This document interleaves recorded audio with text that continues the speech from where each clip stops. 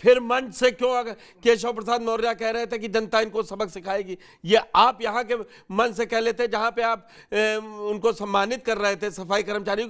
यही तो मैं कह रहा हूं, बीजेपी ने बड़ा दिल दिखाया होता, वहां पर सियासत ना की होती तो मैं ये प्रोग्राम ना करता।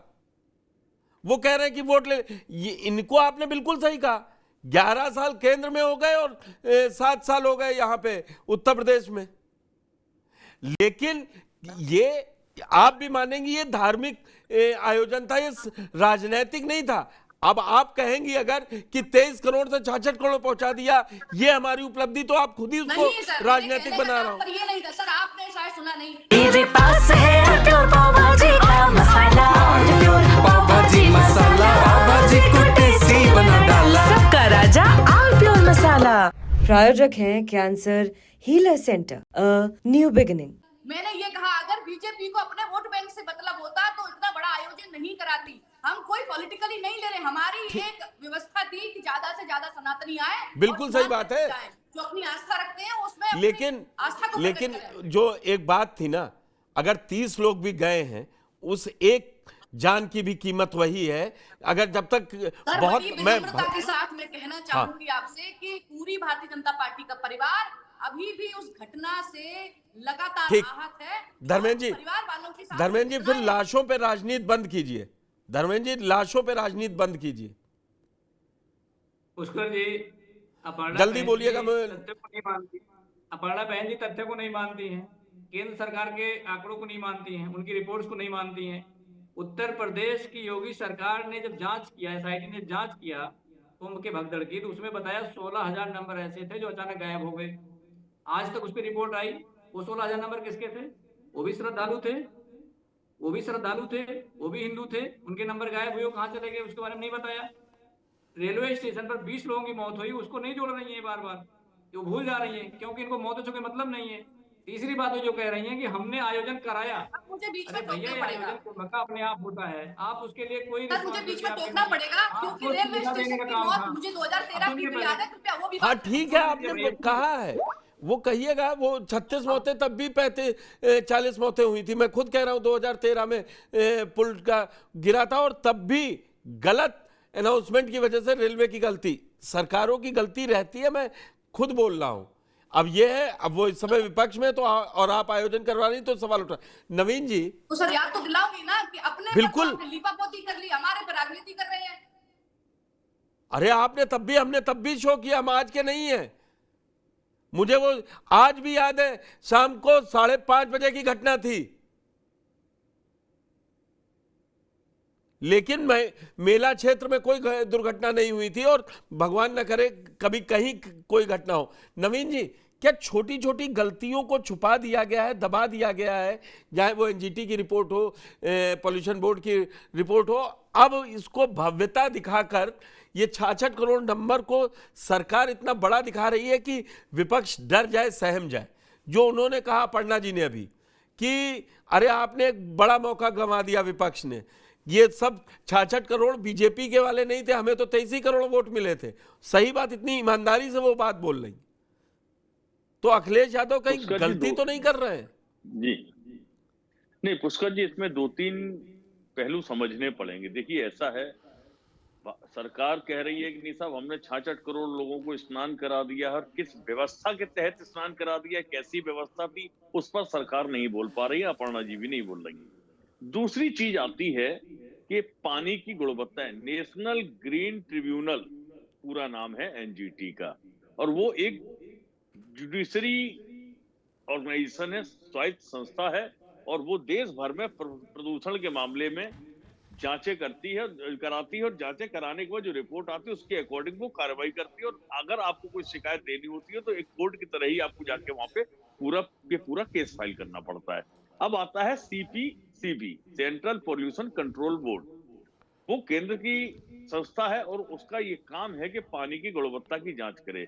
कुंभ से थोड़ा सा पहले अगर आप जाएं तो आप देखेंगे वाराणसी की जिलाधिकारी को एनजीटी ने बहुत कररी फटकार लगाई थी और पूछा था कि क्या आप ये पानी से आचमन कर सकते हैं।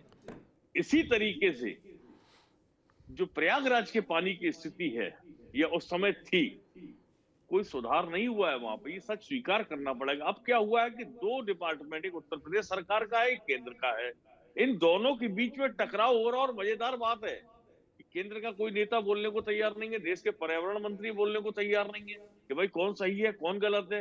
अब आपने क्या किया कि साहब हमने 66 करोड़ को स्नान करा दिया और ये हो गया। और केशव प्रसाद मौर्य जिस तरीके का एक डिप्टी सीएम है, आप इतना हल्का बयान आप दे रहे हैं कि अब देख लेंगे 27 का जनादेश और ये और वो। क्या मतलब है भाई? जनता क्या इन मुद्दों पे वोट देगी? और मैं बहुत जिम्मेदारी के साथ अपर्णा जी एक बात कहूंगा कि जिस देश की जनता को गरीब बना दिया जाता है, कमजोर बना दिया जाता है, वो हमेशा अधिक आस्थावान होती है, क्योंकि उसकी उम्मीदें भगवान की तरफ ज्यादा बढ़ जाती है, क्योंकि उसको मालूम है कि हमें काम में मिलना नहीं है, जो भला करेंगे भगवान करेंगे। तो ये तो आप मान लीजिए। लेकिन इस देश को कमजोर करके अगर आप सनातन को मजबूत करने का काम कर रहे हैं, तो मुझे लगता है कि आपको अपनी प्रणाली में पुनर्निरीक्षण करने की जरूरत है। उस अपनी प्रणाली को पुनर्परिभाषित करने की आवश्यकता है। देश को जब तक आप संपन्न नहीं बना पाएंगे, तब तक आपके ये सारे आयोजन कुछ भी आप कर लें, कोई मतलब नहीं रह जाता। अगर घर का मुखिया घर को कमजोर करके और कहता नहीं हमने तो साहब बाहर बहुत बढ़िया पेंट करा दिया है और बहुत सुखी और संपन्न हमारे परिवार के लोग हैं, तो ये कैसा मैसेज होगा उस परिवार की तरफ से? और यही काम इस देश में हो रहा। देश के प्रधान सेवक कौन है? नरेंद्र मोदी जी हैं। उत्तर प्रदेश के कौन है? योगी आदित्यनाथ जी हैं। अब आप एक चीज देखिए, एक तस्वीर वायरल हो रही है कि योगी जी ने खुद सफाई अभियान शुरू किया, तो सफाई अभियान उनके हाथ में भी गंदगी आई ना, पॉलीथिन आई ना पानी से निकल के। तो आप ये समझ लीजिए कि खाली पॉलीथिन तो किसी ने फेंकी नहीं है।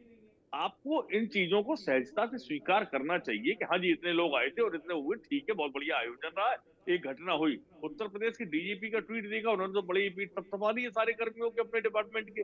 कहीं कोई चर्चा तक नहीं किया कि वहां एक भगदड़ हुई थी या 3 भगदड़ हुई थी या 2 भगदड़ हुई थी। नहीं नवीन जी मेरी एक बात सुनिए। 66 करोड़ लोग 45 दिन पुलिस वालों ने दिन रात मेहनत की है ना, इसका क्रेडिट वो डीजीपी एज एन मतलब वो हेड ऑफ द डिपार्टमेंट है, टीम लीडर। नहीं लीडर, ठीक है। वो आप देखिए, अब वो उसमें तारीफ ना करें तो वो 30 जनवरी को ही पकड़ के बैठ जाए या 29 जनवरी की रात की बात पकड़े। मैं कहता हूं कि गलत हुआ, लेकिन वो बड़ा हृदय वाली जो बात आपने की, जो शायद धर्मेंद्र जी ने पहले बोली थी कि सरकार को मानना था। पुलिस ने काम अच्छा किया है, सफाई कर्मचारियों, आप कह रहे हैं वो पॉलिथीन आई, लेकिन फिर भी आप सोचिए 66 करोड़ नहीं, मैं विपक्ष का एक भी नंबर ले लूं तो जितनी ट्रेनें चली हैं, बस गई हैं, आए हैं, उससे एक नंबर तो आता है कि 40 करोड़ के ऊपर ही होंगे नंबर। ऐसा भी नहीं है कि कोई पहुंचा ही नहीं और सरकार ने 66 करोड़ नंबर दे दिए। तभी तो फिर वो उसको सवाल करता है नीरज, जो जिसको गरीब जनता, अभी नवीन जी ने बताया, उसको लग रहा है हमारे नहाने को विपक्ष टारगेट कर रहा है। तो ये विपक्ष का काम नहीं है, वो इतना क्रिटिक होने के चक्कर में अपने को गैर सनातनी कहीं साबित कर रहा है और बीजेपी उसको भुना रही है। मैं मतलब एक ईमानदारी वाली बात आपसे सुनना चाह रहा हूं। नहीं, विपक्ष देखिए, पहली चीज तो यह है कि राजनेताओं का काम राजनीति करना है, और वो चाहे आप शादी के आयोजन में बुला लीजिए, चाहे भागवत में बुला लीजिए, कथा में बुला लीजिए, वो कोई ना कोई अपना भाषण, एक बात, एक लाइन, एक टैग ऐसा छोड़ के जाते हैं जिससे वहां राजनीति अपने आप जुड़ जाए, क्योंकि उनका काम यही है।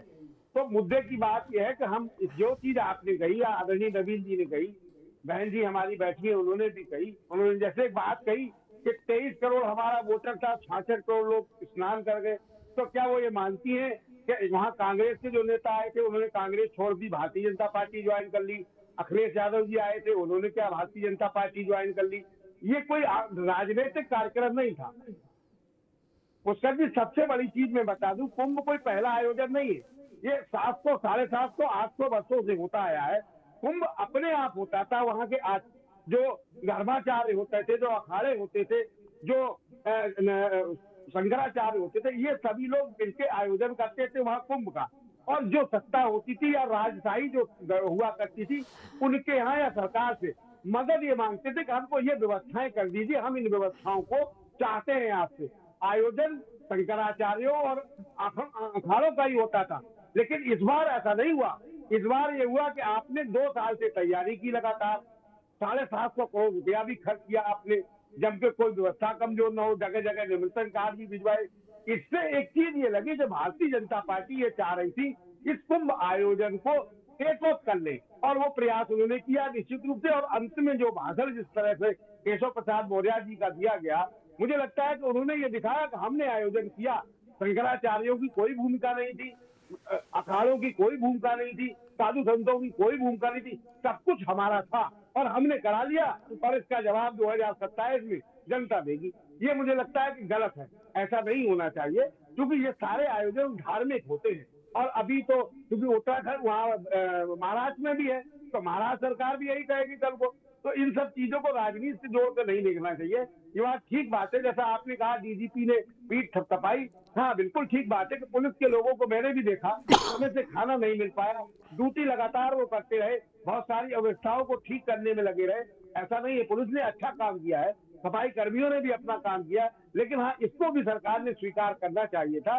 कि हाँ थोड़ी सी अव्यवस्था हुई, हम उसके लिए दुख व्यक्त करते हैं। निश्चित रूप से जो लोग मरे उनके परिवार के साथ हम संवेदना व्यक्त करते हैं। घायलों का उपचार नहीं हो पाया, उसके लिए भी क्षमा मांगनी चाहिए थी। क्या सबको पैसा मिल गया? जो जिनको ऐलान किया गया था कि 20 करोड़ 25 करोड़ रुपया मुआवजा देंगे, मिला कि नहीं मिला अभी तक नहीं पता है।